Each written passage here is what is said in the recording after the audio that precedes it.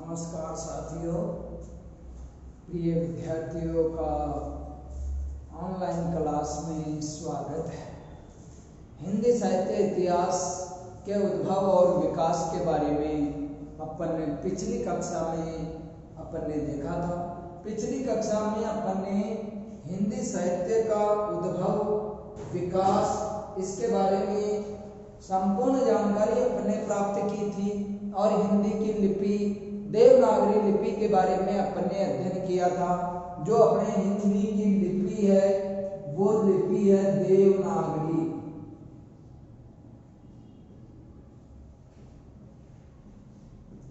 देवनागरी लिपि में अपने 52 वर्ण थे। देवनागरी लिपि में वर्णों की संख्या अपन ने जानी थी। तो देवनागरी लिपि में 52 वर्ण निहित थे। इस जानकारी से आप सभी विदित हैं। देवनागरी लिपि में अपन ने जाना था स्वर और व्यंजन दोनों के बारे में अपन ने विस्तृत अध्ययन किया था। आज अपन हिंदी का उद्भव और विकास यानी हिंदी जो हमारी प्राचीनतम भाषा है उससे निकली हुई है, हिंदी की जननी संस्कृत है।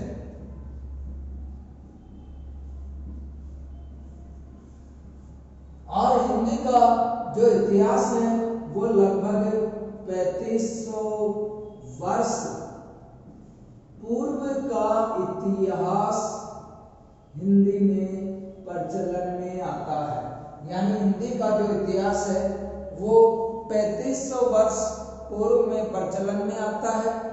और अपने देवनागरी लिपि के 52 वर्णों की जानकारी अपन ने देखी थी। 52 वर्णों में स्वर, व्यंजन, ये अपन ने पिछली कक्षा में जाना था। यानी पिछली कक्षा में अपन ने देखा था कि जो अपनी लिपि है विश्व की सर्वश्रेष्ठ लिपियों में यानी देवनागरी लिपि का विकास ब्राह्मी लिपि से माना गया।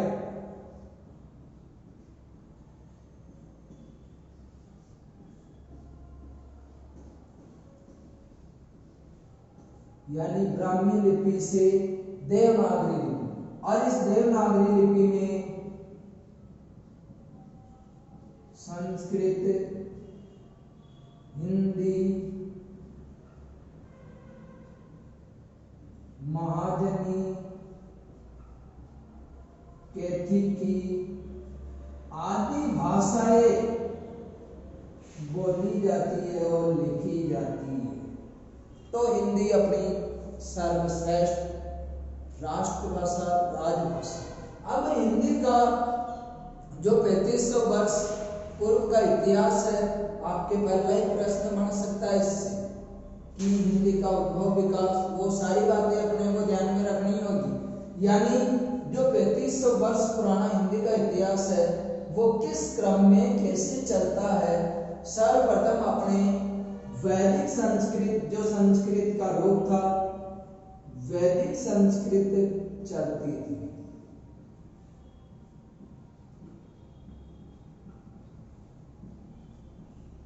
यानी संस्कृत के प्रारंभिक काल में 2 रूप हुए, एक वैदिक, एक लौकिक।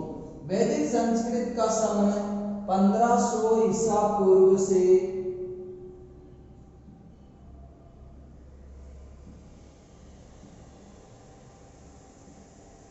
1000 ईसा पूर्व माना गया।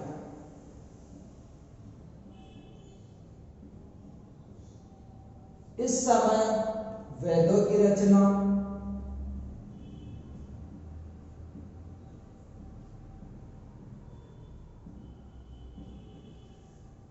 पुराणों की रचना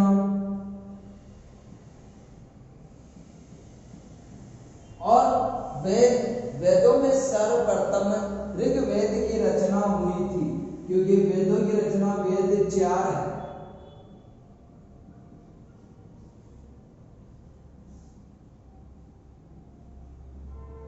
ऋग्वेद, सामवेद, अथर्ववेद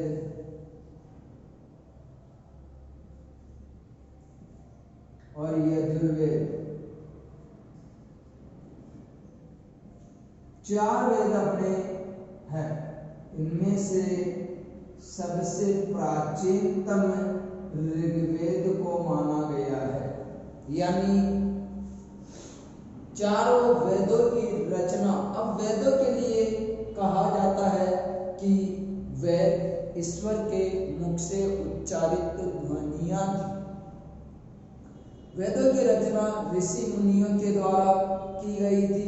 आज भी भारत के परिप्रेक्ष्य में यदि अपन देखें तो सबसे प्राचीनतम ग्रंथों की श्रेणी में वेद ही आते हैं, क्योंकि सबसे प्राचीन ग्रंथ आज भी अगर अपन जानना चाहे भारत आर्यवर्त के परिप्रेक्ष्य में तो वेदों के द्वारा अपने को संपूर्ण अपनी सामाजिक जीवन, सभ्यता, संस्कृति सभी का अध्ययन इनमें अलग अलग इनमें उपवेद आदि जो थे ये सभी वैदिक काल में लिखे गए। यानी इस समय भाषा का रूप वैदिक संस्कृत था। इसका समय 1500 ईसा पूर्व से 1000 ईसा पूर्व माना है। वेदों की रचना हुई, पुराणों की रचना हुई। इस समय वेदों की संख्या 4 मानी गई है।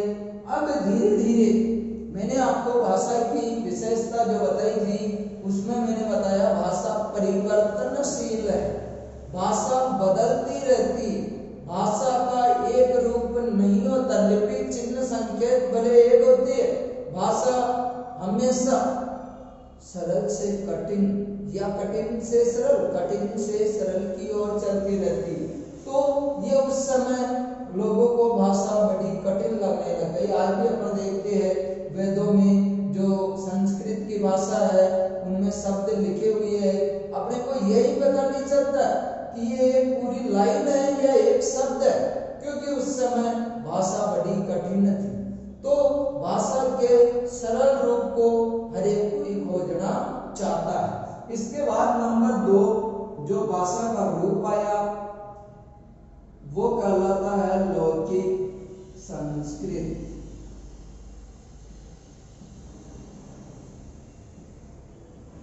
लौकिक संस्कृत का समय 1000 ईसा पूर्व से 500 ईसा पूर्व माना गया। अपन 500 वर्षों के कालखंड में भाषा के समय को बांट सकते। तो लौकिक संस्कृत का समय 1000 ईसा पूर्व से 500 ईसा पूर्व माना गया। यानी लौकिक लोक प्लस 1 लोक लीलाओं पे आधारित रचनाएं इस कालखंड में हुई थी। इस समय रामायण की रचना, महाभारत की रचना,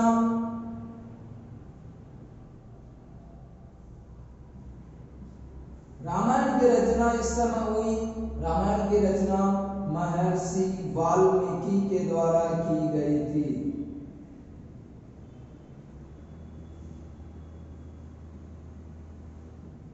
महर्षि वाल्मीकि ने रामायण की रचना में संपूर्ण राम के चरित्र का, उनके जीवन का वर्णन इसमें किया था। यानी आदर्श रूप यहाँ देखने को मिलता। इसी रामायण को अवधी भाषा में, अपने हिंदी में जो तुलसीदास जी है, हिंदी के सूर्य चंद्रमा के रूप में जाने जाते हैं, उन्होंने बहुत अच्छा समन्वय किया कि जीवन में किस प्रकार आदर्श होते हैं।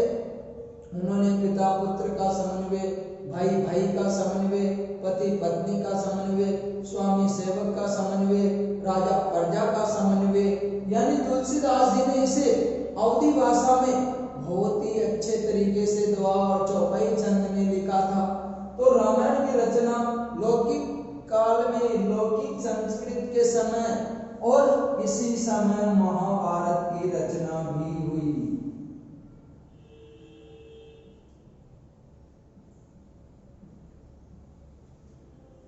महाभारत की रचना महर्षि वेद व्यास जी के द्वारा की गई।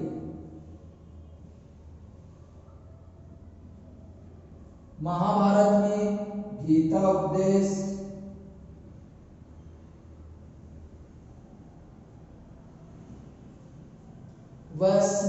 कृष्ण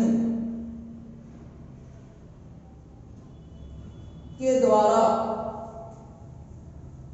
किस प्रकार बुराई का अंत किया जाता है, सत्य की विजय होती है। यानी रामायण और महाभारत ये दोनों ही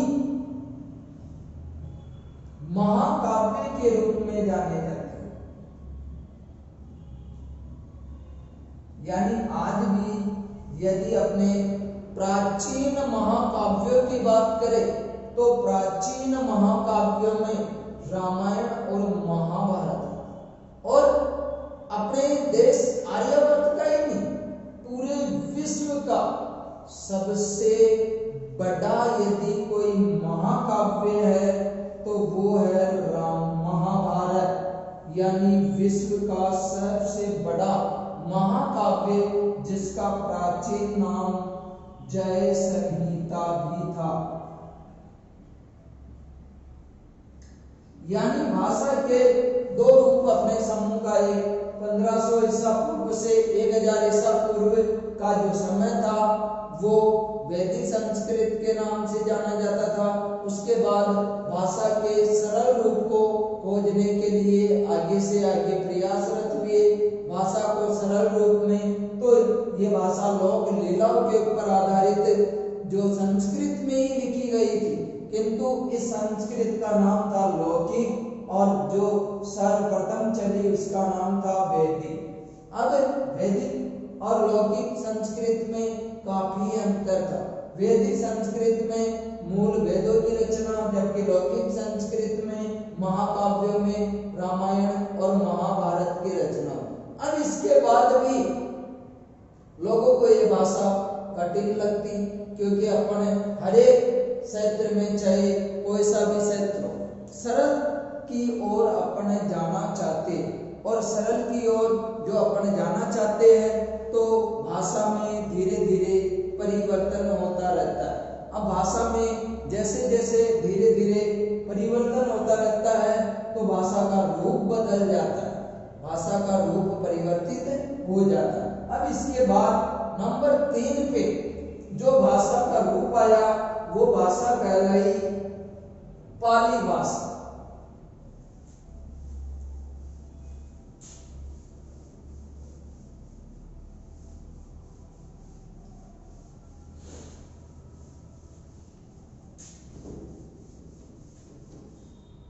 क्योंकि भाषा का रूप धीरे धीरे परिवर्तित होता गया, भाषा आगे बढ़ी और भाषा का रूप आया पाली भाषा।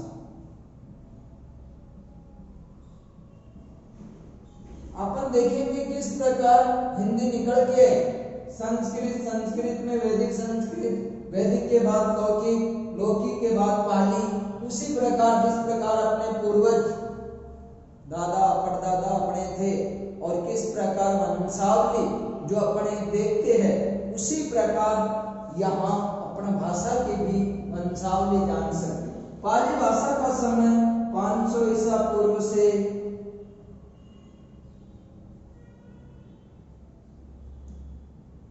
1 ईस्वी माना गया है। यानी पाली भाषा, ये भाषा का नाम, इस समय भाषा का जो रूप प्रचलन में आया वो था पाली। पाली भाषा का संबंध बौद्ध धर्म से,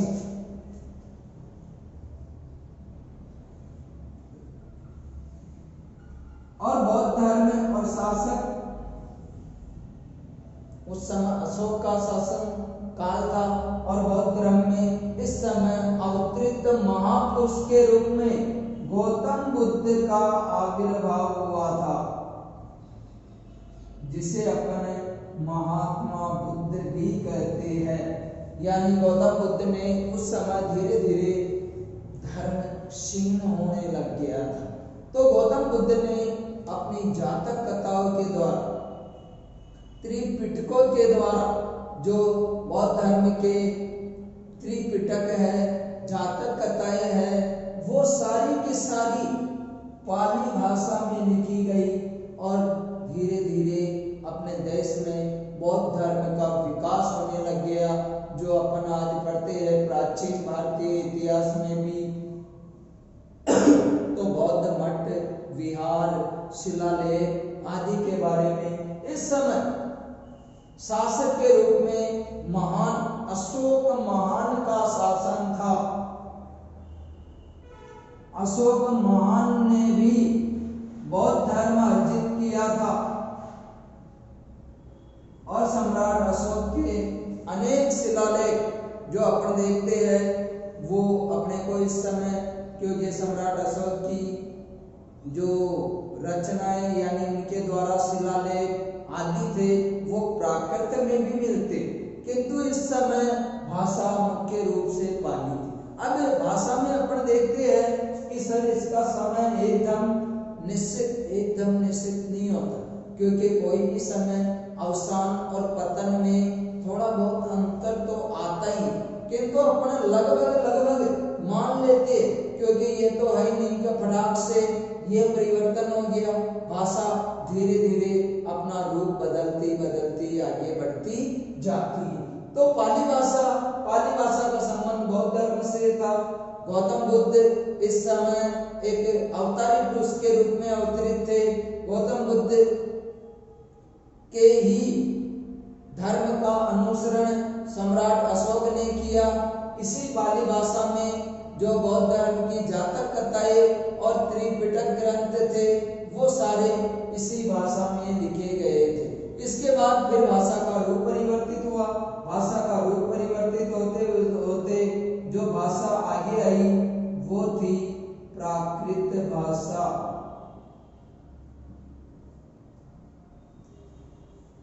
यानी पाली के बाद जो भाषा का रूप आया निकल के वो भाषा थी प्राकृत। प्राकृत यानी प्रकृति से बना हुआ शब्द, यानी प्रकृति का अर्थ होता स्वभाव, यानी लोगों की रुचि के अनुरूप उनके समझ में आने वाली भाषा प्राकृत भाषा। और प्राकृत भाषा का समय 1 ईस्वी से 500 ईस्वी माना गया है।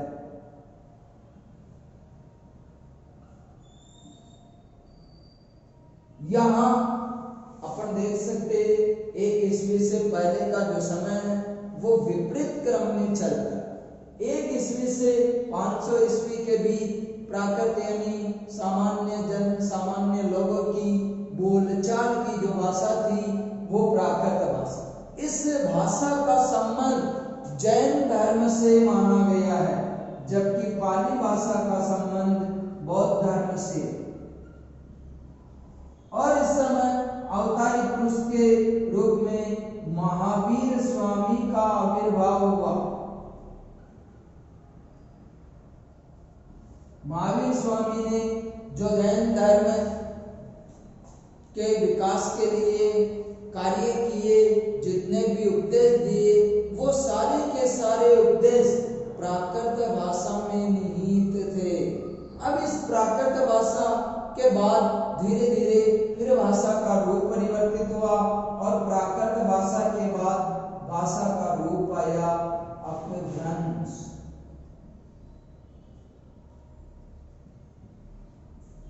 अपभ्रंश का सामान्य अर्थ होता है बिगड़ा हुआ रूप। अपभ्रंश का सामान्य अर्थ बिगड़ा हुआ रूप। अपभ्रंश का समय अपन 500 ईस्वी से 1000 ईस्वी मानते। सम्राट हर्षवर्धन, बाण भट्ट आदि इसी भाषा के समय यानी भाषा का रूप बिगड़ गया। भाषा को तोड़ फोड़ के प्रयोग में, जैसे आज भी अपन देखते हैं कोई भी नाम होता है जैसे राम स्वरूप, अब अपन डायरेक्ट उसे कहते हैं राम स्वरूप। यहाँ व का लोप हो गया, यानी भाषा को तोड़ मरोड़ के सामान्य जन के अनुरूप भाषा के शब्दों में परिवर्तन करके जो भाषा लिखी जाने लग गई वही भाषा अपभ्रंश भाषा कहलाई। और इसी अपभ्रंश में शोरसेनी अपभ्रंश का नाम आपने सुना होगा।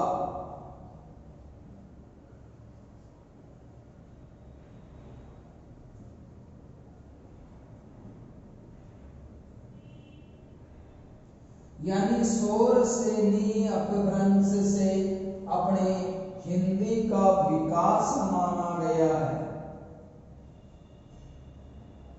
जिस हिंदी के विकास में अपन 1050 विक्रम की बात करते हैं, आदिकाल, भक्तिकाल, रीतिकाल, आधुनिक काल, जो 4 कालखंडों में अपनी हिंदी साहित्य का इतिहास बटा हुआ है, तो अपन देख सकते हैं अपने हिंदी भाषा के उद्भव विकास क्रम में कितने चरण पार हुए। वैदिक संस्कृत के बाद लौकिक संस्कृत, लौकिक के बाद पाली, पाली के बाद प्राकृत, प्राकृत के बाद अपभ्रंश, और इसी अपभ्रंश में शौरसेनी अपभ्रंश, और शौरसेनी अपभ्रंश से ही अपने हिंदी साहित्य का इतिहास प्रारंभ होता है।